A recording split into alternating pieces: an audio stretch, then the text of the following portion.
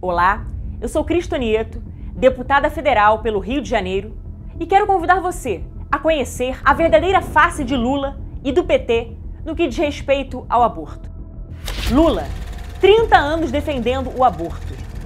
Em abril deste ano, muitos brasileiros ficaram escandalizados com a defesa explícita da legalização do aborto por parte de Lula, que declarou em debate realizado pela Fundação Perseu Abramo, ligado ao PT, que o assassinato de bebês seria uma questão de saúde pública e que todos deveriam ter esse direito e não deveriam ter vergonha. Aqui no Brasil, por exemplo, Martim, as mulheres pobres, elas morrem tentando fazer aborto porque é proibido, o aborto é ilegal. Aqui no Brasil ela não faz porque é proibido, quando na verdade deveria ser transformado numa questão de saúde pública e todo mundo ter direito e não ter vergonha. O que poucos sabem é que o candidato do PT já defendia o direito de matar bebês no ventre materno, pelo menos desde 1994. 1994.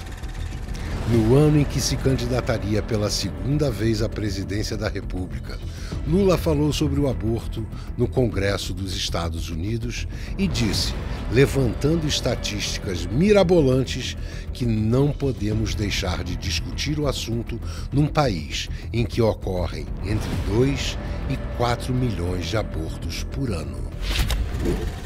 1998.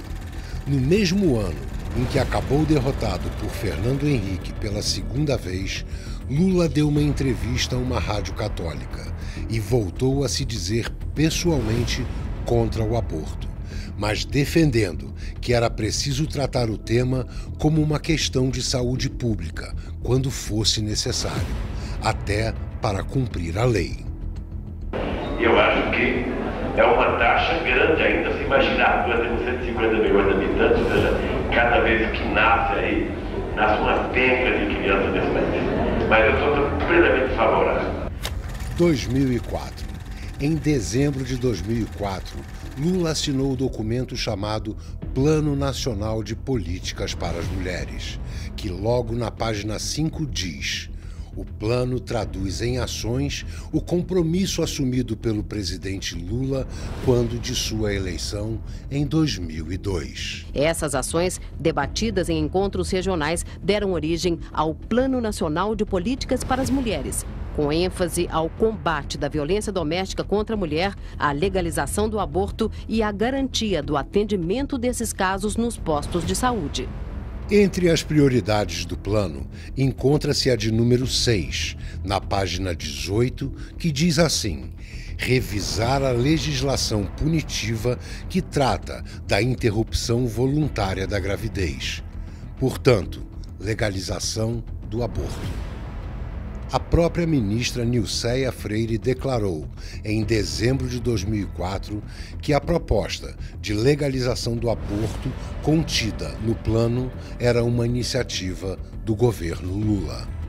Então, o governo brasileiro, o presidente Luiz Inácio Lula da Silva, no ano passado, que foi o Ano da Mulher do Brasil, convocou, juntamente com o Conselho Nacional dos Direitos da Mulher, através da Secretaria de Política para as Mulheres, e esta deliberação da conferência foi de que houvesse uma revisão da legislação punitiva que trata do aborto no nosso país. Ou seja, a própria ministra de Lula afirma que a legalização do aborto era um programa de governo desde 2002.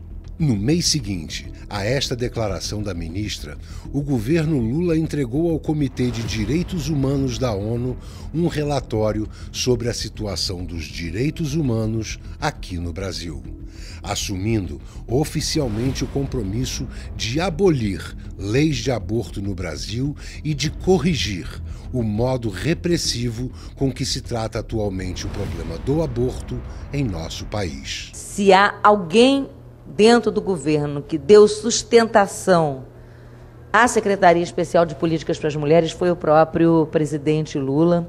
É ele que diz: é para fazer. 2005. Lula, através do seu ministro da Saúde, Humberto Costa, promulgou no início do ano 2 normas técnicas do Ministério da Saúde para suprimir todos os obstáculos para a obtenção do aborto em casos de estupro. O único caso em que o aborto não é punido na legislação brasileira. Muitos médicos brasileiros se opuseram às normas, mas, como se esperava, não foram ouvidos. Então, as normas simplesmente foram impostas a qualquer preço. Queremos todas as vidas. Então vocês veem os fetinhos se mexendo, pulando. Vem aqui uma agulha entrando, porque se a gestação foi difícil, de trigêmeos é mais difícil, e vai ser feito aquilo que chamam de seleção embrionária. A agulha vai, procura um deles escolhido para ser eliminado, vai na direção do coração e pronto. Durante quase todo o ano de 2005, o governo criou, promoveu e apresentou ao Congresso Brasileiro, através de seus ministros, um projeto de lei que pretendia legalizar o aborto sem nenhuma restrição, durante toda a gravidez, desde a concepção até o momento do parto. Eu sou defensor de que o problema do aborto deva ser tratado como um problema de saúde pública e também como um direito de escolha da mulher. Essa concepção do início da vida passa principalmente pela autonomia que o ser humano possa vir a ter. E isso pode se definir de acordo com os estudos existentes sobre embriologia e, como tal, as legislações existentes em alguns países que falam de 14 semanas, 15 semanas, existe um período em que nós poderíamos, com muita tranquilidade, dizer que aquele feto não é viável. Você continua achando que o Lula e o PT são mesmo contra o aborto? 2006. Por conta das eleições de 2006, Lula estacionou o projeto pró-aborto, pois, segundo a pesquisa do Ibope de 2005, 97% dos brasileiros são contrários à aprovação do aborto. Apesar dos esforços do primeiro mandato, Lula insistia em declarar aos bispos brasileiros que era contra o aborto.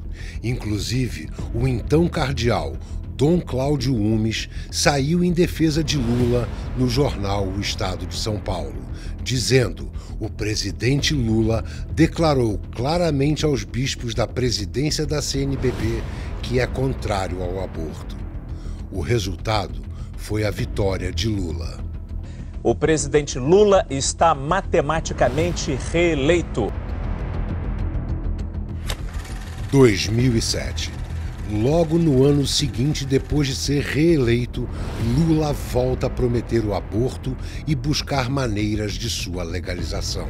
O debate sobre a legalização ou não do aborto no Brasil ganhou força com o ministro da Saúde, José Gomes Temporão, que declarou ser favorável a um plebiscito para discutir o assunto.